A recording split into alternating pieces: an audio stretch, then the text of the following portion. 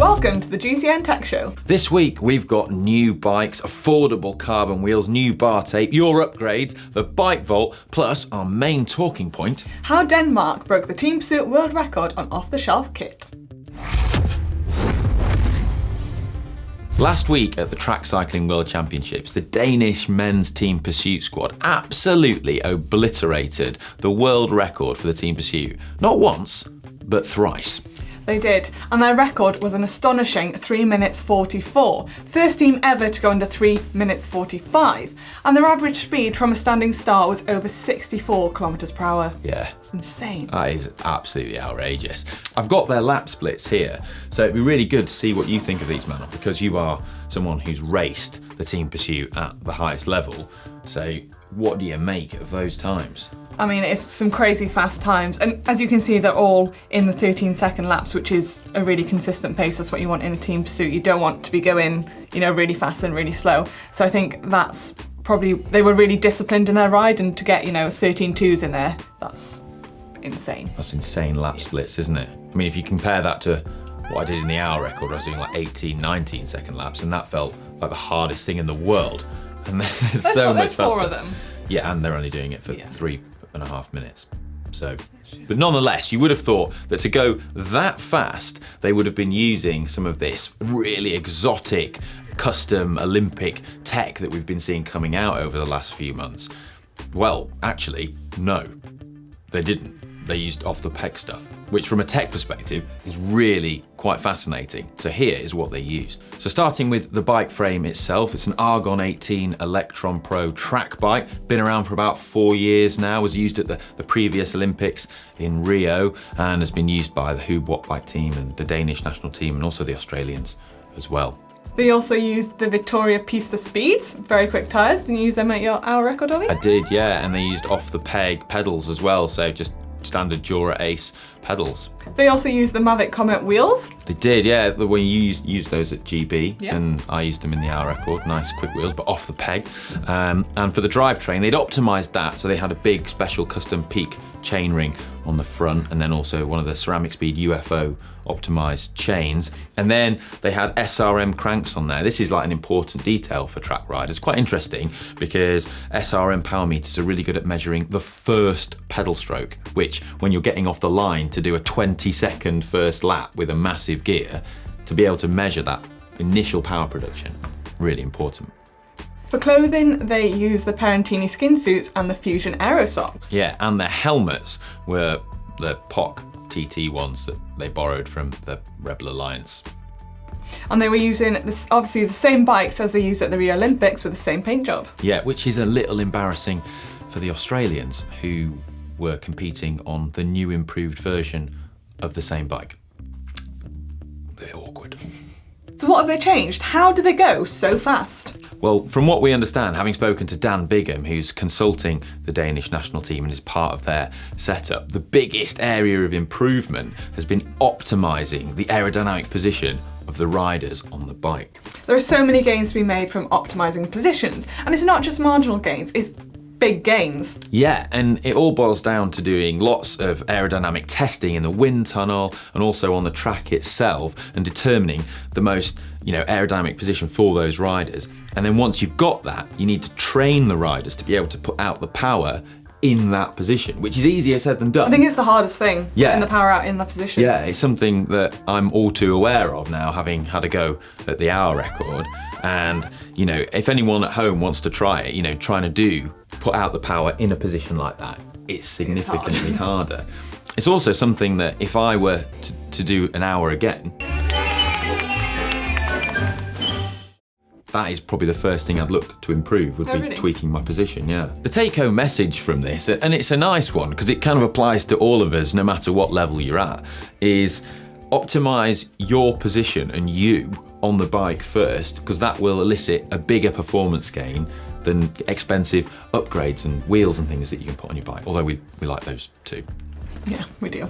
But very interestingly, we can see the Danes go even quicker once they've got some new fancy tech on their bikes. So new cockpit, new speed plate pedals, the works for Tokyo. Yeah, you can imagine that the other national federations are going to be a little bit scared at the thought of that, but we want to know what you think as well. So we're going to put a poll in the app. There'll be a link down below. Do you think that all the teams should be using, off the peg kit that we can all go and buy at the supermarket? Or do you like the sort of innovation and the arms race for tech that happens for the Olympics and all this really exotic stuff that, well, we're supposed to be able to buy, but we can't really? I don't know. Let us know in the comments and in the poll. Now it's time for some hot tech. First up, new bike alert.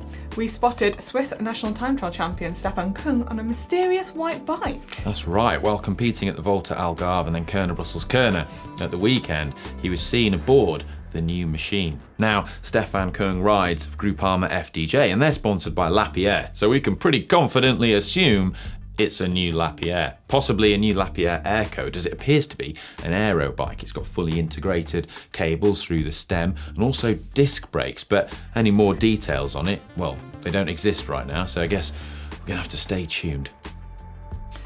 Ollie, what's one thing every cyclist wants? A tailwind? Yeah, but no. Cake? No. Bar tape, obviously. Oh yeah.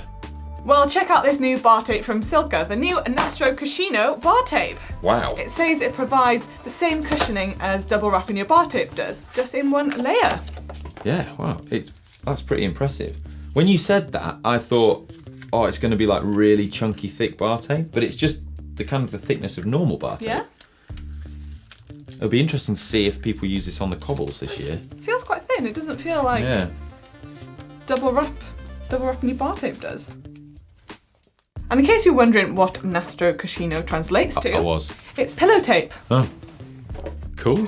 Yeah.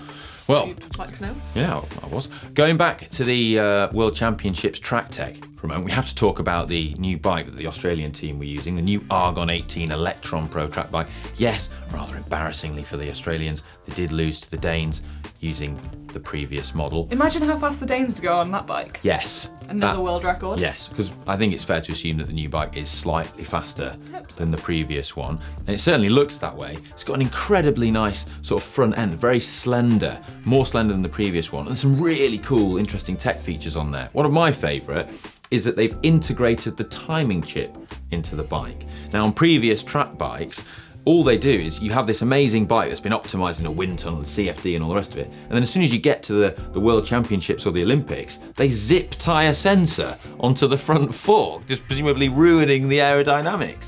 So it's amazing that they've put that, if someone's finally thought to do that and design that into the frame. It's taken a while for them to think about that. You thought that would be one of the first things they think about. Yeah. Also, the cockpits on the bikes are fully customised, and the drop handlebars on the Sprint configuration is really interesting. They've got that sort of shrouded design to the drops that kind of shields your hand and makes it more aerodynamic, that we're starting to see on, well, pretty much all the track bikes now are starting to use that, but pretty cool. Not to forget the custom Zip Super 9 tubular track disc. And Argon say their Sprint and Pursuit configuration, their drag has been decreased and the stiffness has been increased compared to their previous models, which the Danes rode and went faster on. Yeah. Sorry, Australia. And finally, in hot tech this week, we've got some hot new carbon wheel tech. So check out these. These are from Fast Forward. They're called the Tyros, 45mm deep. The latest carbon clinchers that are specifically designed for disc brakes. And they have this kind of cool rim shape, which is unique to Fast Forward, called the, well, double arc or dark.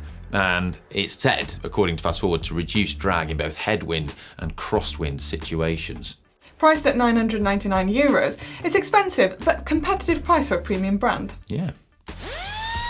Cha-ching! It's now time for Screw Riding Upgrades by Upgrades, where you submit the upgrades that you've made to your bike's equipment or cycling lives for a chance to win the ultimate prize, a GCN cap. Now, Manon, I wasn't here last week. You weren't. So It was me and Hank. Yeah, I was in Belgium. What happened? We had Alexander's Le Monde and Humpsky's Bianchi. Yep, and the winner? And the winner is, with 79%, Alexander's Le Monde. It was pretty big win, right? crushing victory. Well, get in contact using Facebook and we will get your cap sent out to you, Alexander. Well done. Who have we got this week? We've got this submission from Iterum, which has come via the app.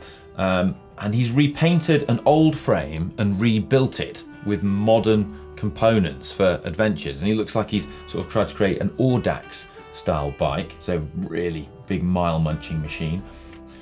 He started with this salsa frame, which is beautiful and is made from Reynolds 853 tubing, very nice, and with a nice carbon fork on there, and a Cane Creek headset, so a great starting point. And then he's completely resprayed it into this kind of burgundy colour. I really like that colour. Yeah, it's like the sort of Cadbury's Rose's coffee cream wrapper colour, is how I describe it. Also, gold chain on there. Nice. But that colour goes really nice with the tan sidewalls on his tyres. They look like they're 28mm. Again, ideal for long distance adventures. So he's gone mainly with like an Ultegra drivetrain on here. Nice long rear cage on the derailleur so that you can put big cassettes on there for easy gears. And his chain set's a bit unusual because he's gone for 46, 36 on there for his chain rings, which you don't tend to see too often, but for big miles that's good, especially when you're loading up the bike. And he's got his nice bar bag on there. And his shifters are intriguing me because they're Jevenel shifters. I haven't seen them before. Yeah, and then paired with the Ultegra derailleurs, that's quite an unusual choice. But unfortunately, Iterum hasn't submitted many details in the description. So when you submit your bikes, put as much information as you can, because we love to hear about the sort of the details and everything, all the little nuggets that you put in and why you've made the choices to your upgrades you have, and also how much you've spent on it as well. It's all really interesting, because otherwise we're just left guessing like we are now. But that is a really classy submission, and I love your bottles as well. They look wicked, nice, don't they? Yeah. I've never seen those before. Don't know what they are, but they look Custom wicked. painted bottles. Yeah, they go with the bike. I mean, it's the whole package is. That is a beautiful bike. But who is Iterum up against this Not going to be week? easy for him. No. He is up against Robert, and he's had this second-hand rally for a couple of years now, and he's had some really amazing rides on it. But he obviously upgraded his bike, he got a new bike, and this rally was left neglected.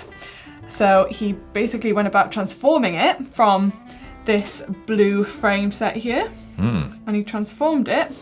He did all the paint jobs himself to a yellow greeny.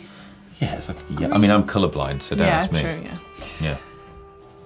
True story. And then transformed it in, that looks like a brand new bike. Yeah. Is it single speed? No. Yes, it is. Yeah. Gold chain? Yes. Well, he's converted it into a single speed, but then he's. Gold chain? Oh yeah, sorry, left you hanging there.